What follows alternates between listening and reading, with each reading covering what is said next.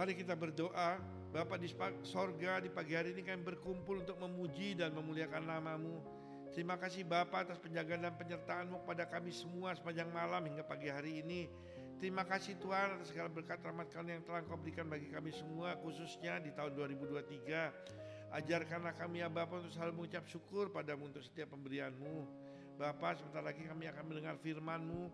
Biarlah firman-Mu menjadi terang bagi jalan hidup kami dan pelita bagi kaki kami. Urapilah mulut lidah bibir hamba-Mu, sehingga kami ucapkan semua berasal daripada-Mu. Berkati orang-orang yang mendengar firman-Mu ya Tuhan. Biarlah Roh Kudus yang mematahkan setiap firman yang mereka dengar. Di dalam nama Yesus Kristus dari Nazaret kami berdoa. Amin. Saudara-saudara Kristus kasih, selamat pagi, selamat bertemu, selamat di ibadah perdana Heaven Ministry yang diadakan pada pagi hari ini. Khotbah pada pagi hari ini ialah, sudahkah kita mendengar suara Tuhan?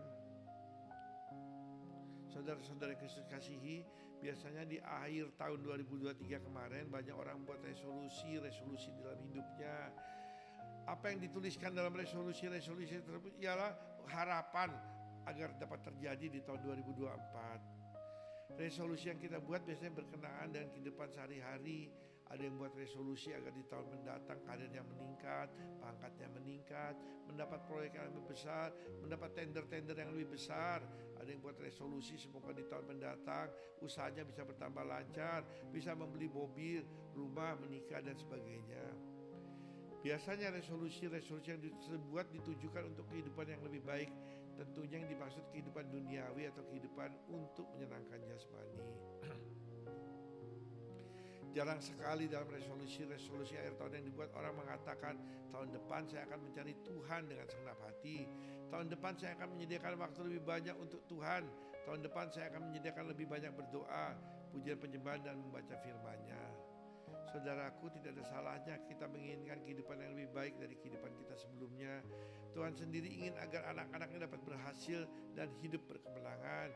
Kita dapat membacanya dalam Yohanes 10 ayat 10. Tuhan Yesus sendiri yang berkata, pencuri datang hanya untuk mencuri, membunuh dan membinasakan.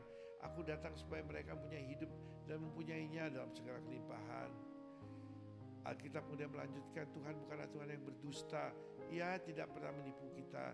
Di dalam Bilangan 23 ayat 19 kita bisa membaca bahwa dikatakan Allah bukanlah manusia sehingga ia berdusta, bukan anak manusia sehingga ia menyesal. Masakan ia berfirman dan tidak melakukannya, atau berbicara dan tidak menepatinya. Ayat di atas mengatakan bahwa Tuhan bukan Tuhan yang berdusta. Kalau ia berkata dalam firman-Nya, ia pasti akan melaksanakannya.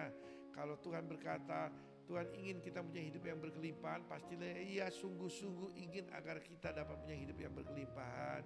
Yang jadi masalah saudara-saudaraku, tapi apakah kita sudah siap menerima berkat kelimpahan materi yang berkelimpahan dari Tuhan? Apakah kita tetap dapat hidup dalam kekudusan dan melekat kepada Tuhan ketika kita menerima berkat-berkat materi tersebut, atau kita berubah sehingga mamon naik menjadi Tuhan dalam kehidupan kita? Saudaraku, yang sebenarnya terjadi ialah sebagian besar dari kita belum benar-benar siap menerima berkat-berkat tersebut tercurah ke dalam kehidupan kita. Karena daginglah yang menguasai kehidupan kita, sehingga banyak orang jatuh ketika diperhadapkan dengan berkat-berkat jasmani tersebut.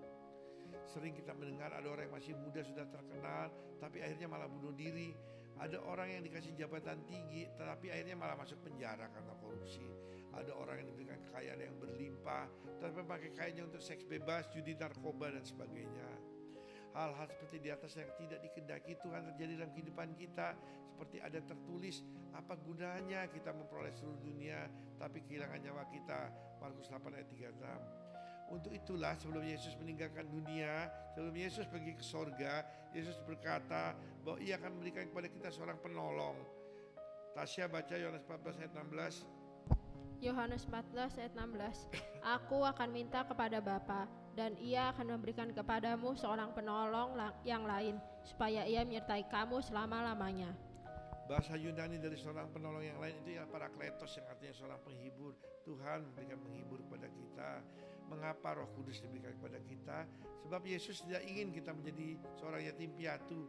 Ia ingin kita tetap dekat dengannya. Sedangkan Yesus harus pulang ke rumah Bapa untuk menyediakan rumah bagi kita. Untuk itulah ia memberikan Roh Kudus kepada kita agar kita selalu bisa berjalan dalam kebenaran. Saudaraku, saya ingin bercerita kepada saudara suatu kisah nyata yang terjadi dalam kehidupan ini. Kisah benar nyata, saya bukan bohong-bohongan. Orangnya masih hidup. Ada seorang pendeta dari sebuah denominasi gereja Protestan yang terkenal dan punya cabang di seluruh Indonesia. Orang ini telah melayani Tuhan selama 30 tahun. Ia berkhotbah, membaptis, melakukan orang konseling, dan hal-hal yang lain dilakukan oleh seorang pendeta atau memang menjadi tugas seorang pendeta. Kemudian setelah 30 tahun ia pensiun dari pendetaannya dan ia bangga sekali karena telah melayani Tuhan sebagai pendeta dan ia merasa sebagai hamba Tuhan yang setia. Sampai suatu hari, suatu pagi ia mendengar suara Tuhan berbicara lembut dalam hatinya. Aku sama sekali tidak mendengar engkau. Dan ia tersentak dan bangun dari tidurnya. Ia tidak pernah menyangka Tuhan bisa berbicara. Selama ini ia mengira bahwa Tuhan sudah selesai berbicara. Dan selama ini tidak seorang pun yang mengajari atau memberitahu bahwa Tuhan masih berbicara. Pendeta ini terkejut, saudaraku. Selama ini gerejanya I have decided to follow Jesus.